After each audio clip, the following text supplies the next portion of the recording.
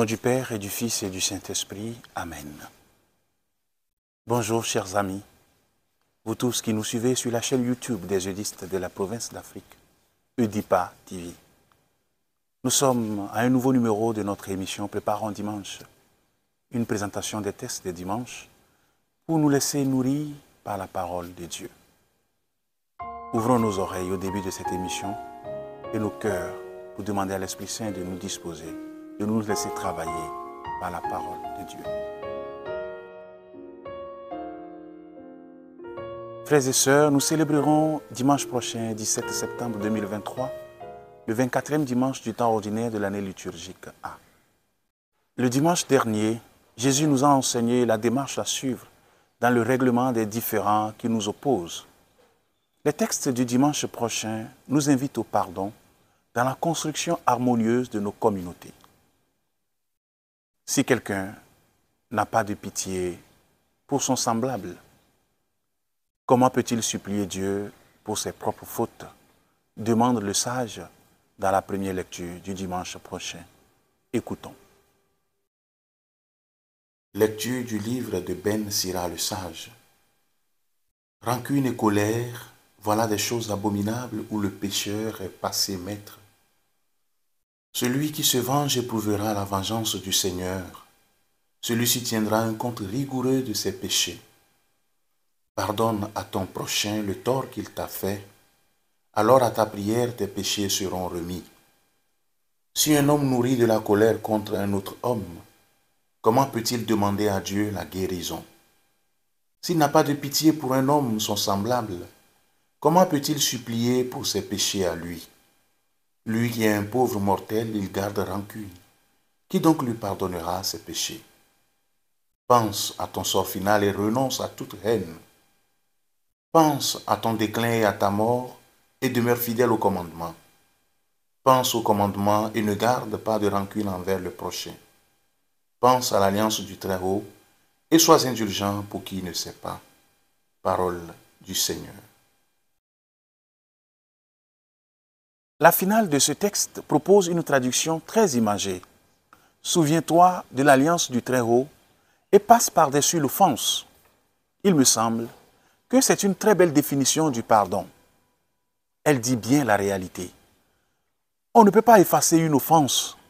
Les coups d'éponge n'existent pas. Mais on peut passer par-dessus. Après une blessure physique, on garde une cicatrice. La peau ne sera plus jamais neuve. Et aucun coup d'éponge n'effacera la blessure. Pour une blessure morale, c'est la même chose. Dans nos vies familiales, amicales, professionnelles, paroissiales, communautaires, les exemples ne manquent pas. Rien ne pourra effacer la calomnie, le geste de mépris, les pots de banane, les coups et tous les gestes de violence. Comme dit Ben Sira le sage, il faut passer par-dessus. Le pardon consiste non pas à oublier ou ignorer un passé, mais à passer par-dessus et à essayer de survivre et de renouer la relation qui a été coupée par l'offense. De reproposer son amitié, sa confiance. Cela consiste à accepter qu'il y a encore un avenir possible. Le mot pardon étymologiquement veut bien dire cela. Il s'écrit en deux parties. Pardon, c'est-à-dire le don parfait, parachevé, le don par-delà l'offense. Parce qu'il est parfait, il ne peut être en nous que l'œuvre de l'Esprit Saint. On ne peut pas s'empêcher de penser à la phrase de Jésus sur la croix. Père, pardonne-leur, ils ne savent pas ce qu'ils font.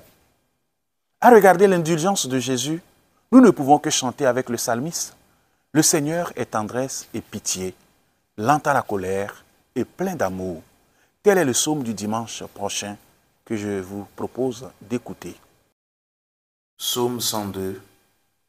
Le Seigneur est tendresse et pitié, lent à la colère et plein d'amour. Bénis le Seigneur, ô mon âme, bénis son nom très saint, tout mon être. Bénis le Seigneur, ô mon âme, n'oublie aucun de ses bienfaits. Car il pardonne toutes tes offenses et te guérit de toute maladie. Il réclame ta vie à la tombe et te couronne d'amour et de tendresse.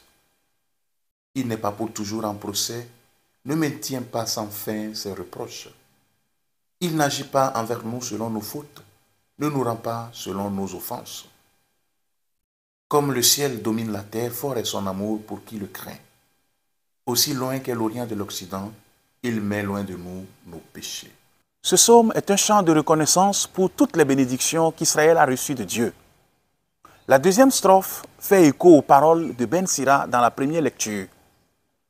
Il pardonne toutes tes offenses, dit-il. Et le psaume développe. Il n'est pas toujours en procès, ne maintient pas sans fin ses reproches. Il n'agit pas envers nous selon nos fautes, ne nous rend pas selon nos offenses. Aussi loin qu'est l'Orient de l'Occident, le Seigneur met loin de nous nos péchés. Ainsi, la logique de Dieu n'est pas celle du donnant-donnant, mais celle de la gratuité. Dieu est tout autre que nous l'imaginons. C'est justement la bonne nouvelle du dimanche prochain. Notre Dieu est un Dieu tendre et miséricordieux, lent à la colère et plein d'amour. Dès lors qu'on a découvert Dieu comme le Seigneur de tendresse et de miséricorde, le Seigneur de pitié, qui n'est pas en procès contre nous, on n'a plus raison d'avoir peur de lui. C'est peut-être cela, redevenir comme des enfants, des petits-enfants qui savent que leur Père n'est que tendresse. Apprenons donc à l'égard de Dieu une attitude filiale, sans rien perdre de notre respect pour ce qu'il est. D'ailleurs, depuis notre baptême, nous lui appartenons comme fils et filles. C'est ce que nous enseigne l'apôtre des nations dans la deuxième lecture du dimanche prochain. Suivons attentivement.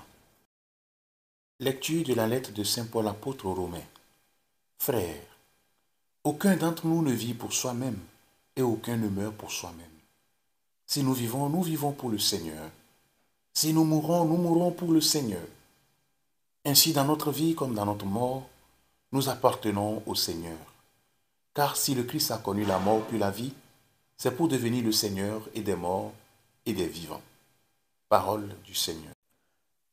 Bien-aimés dans le Seigneur, avec l'eau du baptême, nous appartenons au Seigneur. Aucun d'entre nous donc ne vit pour soi-même et aucun ne meurt pour soi-même. Telle est la grande conviction de Paul. Et il ne l'a pas inventée, car elle traverse toute la Bible. C'est la solidarité très étroite qui nous unit les uns aux autres, à travers le temps et l'espace. Paul l'appelle le dessein bienveillant de Dieu. Ce projet est une humanité tellement unie qu'elle ne fera plus qu'un en Jésus-Christ. La première étape du projet est accomplie dans la mort et la résurrection du Christ. C'est le sens de la dernière phrase du texte qui dit « Si le Christ a connu la mort puis la vie, c'est pour devenir le Seigneur et des morts et des vivants. » Mais la poursuite du projet dépend de nous, de chacun de nous. Cette solidarité ne supporte pas les divisions, les déchirures.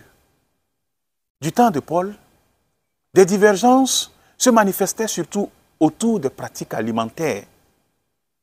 Les chrétiens d'origine juive, habitués à une grande rigueur sur le plan d'alimentation, ne comprenaient pas bien les libertés alimentaires des chrétiens qui venaient du paganisme et ils parlaient de laxisme. À l'inverse, ceux qui avaient des habitudes plus souples étaient tentés de ridiculiser la rigueur des autres et d'y voir un scrupule de gens faibles. Paul leur dit que celui qui mange ne méprise pas celui qui ne mange pas, et que celui qui ne mange pas ne juge pas celui qui mange, car Dieu l'a accueilli lui aussi. Il semble que 20 siècles plus tard, le conseil de Paul reste tout à fait d'actualité. Aujourd'hui, les divergences ont changé de nature, mais elles ne manquent pas. Que ce soit au sujet de la messe en latin, des prières eucharistiques, de la messe anticipée du dimanche célébrée le samedi soir, de la participation de la chorale ou de l'orgue ou de la guitare ou de telles démarches du prochain, c'est souvent au sujet de la pratique de notre foi que nous risquons d'être les plus féroces entre nous au mépris de la seule réalité qui compte, notre unique baptême.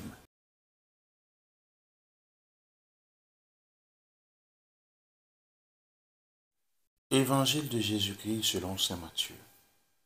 En ce temps-là, Pierre s'approcha de Jésus pour lui demander, « Seigneur, lorsque mon frère commettra des fautes contre moi, combien de fois dois-je lui pardonner? Jusqu'à 7 fois ?» Jésus lui répondit, « Je ne te dis pas jusqu'à 7 fois, mais jusqu'à 70 fois 7 fois. » Ainsi, le royaume des cieux est comparable à un roi qui voulut régler ses comptes avec ses serviteurs. Il commençait quand on lui amena quelqu'un qui lui devait 10 000 talents, c'est-à-dire 60 millions de pièces d'argent.